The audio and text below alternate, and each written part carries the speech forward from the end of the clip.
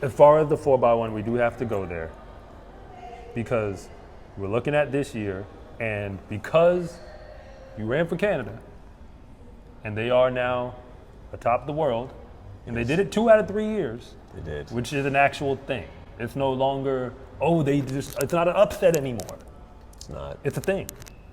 So what are we reasonably expecting? Because the Americans are going to the World Relays. I mean, I don't know when people are going to watch this, but the team we're sending to the World Relays is not the team we're sending to the Worlds, which is maybe why I'm still very concerned. You guys are going to get dealt with at World Relays. World Relays isn't going to be good competition for America, I don't think. In the men's 4x1. Probably not. And that's not even it's not. I mean, we still send the speed. The speed is there, but I don't know if you guys will come top 3.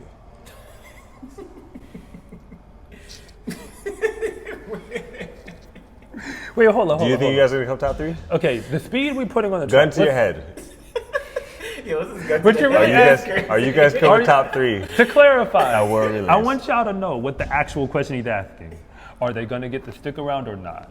That's the question that's actually being asked. That's always a question for you guys. You know what? It's a little side point. You see how people put together their dream relay teams? Yeah. A lot of times they put Americans on the team. Yeah. But are people taking into account exchanges when you put together your dream relay teams? I think you got to take that into consideration when you put together dream relay teams, man. I mean, I hear you, but see, okay, look. So you asked me. It's a problem for y'all. It really is. Honestly, if you ask me, I guess I have to say no because I care about my life. I guess I have to say no, but that's just because if you were a betting man on the USA, it's a flip of the coin on whether we're even going to get a time. Like historically, for the last 20 years, it's a coin flip. That's true. Yeah. So as a result, like I can't expect that if we're sending a group that's again kind of a group that doesn't really have any prior experience together in the combos I guess we're going to have, and that team is not the world team.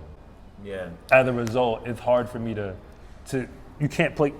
If that team performs even close to their capability, do you think 37-7 gets them top 3 at World Relay? 37-71? Oh, Yeah, absolutely. of course. 100%. So that team has to just not be trash to run that time. Yeah. So as long as they run fast, like healthy, strong, and fast, and have average to slightly above average passes, they're gonna go under 38. I think a few teams will though go under 38. I think there's going to be This is the one thing I'll say on this. I think Canada is clearly the favorites as we look towards 2025. The U.S. can go out and break the world record at these games, or I'm sorry, at the World Relays. For argument's sake. For argument's sake. Honestly, I don't actually think it would matter. I think that Canada would still be the favorites going into the World Championships because they've already run with their 4 guys this year, I think once or twice. They're going to the World Relays and they're running with their same 4 guys. They did the same thing last year, ran with the same 4 guys at World Relays. I don't even know where they finished at World Relays last year. They were second, I think. They might, I don't know. They could have been, for all I know. Because America was out in I think front. Italy did pretty well. I there. know Canada was in that remember. final race. I can't remember. But I think they were second. The point is, it doesn't even matter because they showed up at the Olympic Games. Right. And they're just practicing. They're getting prepared. So as we look forward, we're still in May. This is a practice session for them. Their focus is the World Championships. Right. So that to me is what matters. Canada, the practice that they're taking way more seriously than the team that keeps losing to them.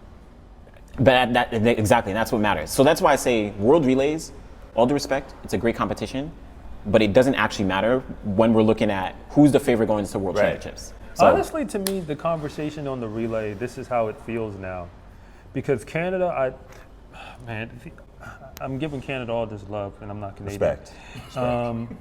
The thing about the full story, the full honest story, no editing, just straight as I can possibly be about it.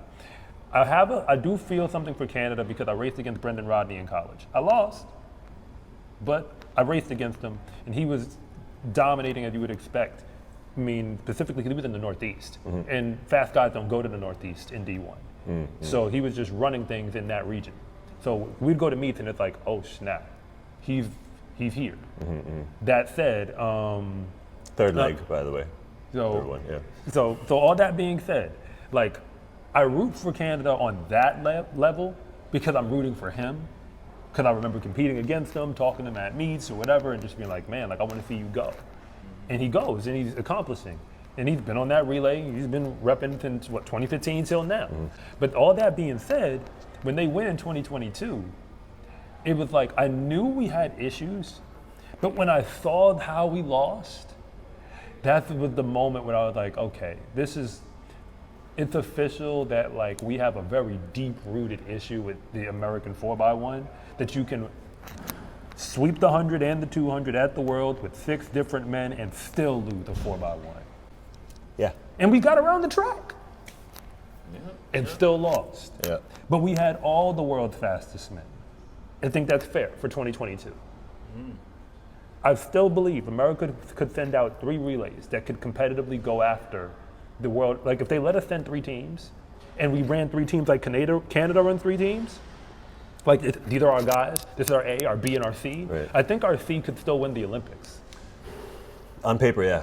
Not even just on paper. If they ran like y'all, if we had a C team that just kept running for 4 years as a team and competed at stuff together, that C team would be a scary team for everyone else in the world. Because I'm gonna tell you who's on the C team.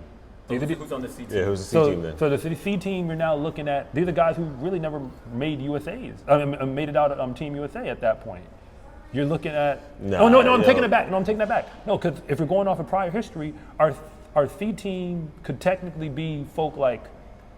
You might be looking at maybe right now, it could be a Brandon Hicklin, who just went 9-9, 993. I mean, with what Canada's putting out there, he's at least as good as your weakest leg on the clock. Okay. And that's the team that just came with Olympic gold. We could give you PJ Austin, Okay. who's still at least as good as your second worst leg on the clock. So now, to fill in those last 2 gaps, who you want? I'll say You know what I this: mean? your Like- C team could actually be a team. We could put similar, Trayvon and Ronnie on. similar to who ran at Florida Relays, or Tom Jones. No, Tom Florida Jones. Relays, Oh, well, they did both. There was because they raced Canada at Florida Relays. at Florida Relays. Yeah. It was PJ Austin. And Coleman was there too. Yeah, Coleman was there. Yeah. But they lost.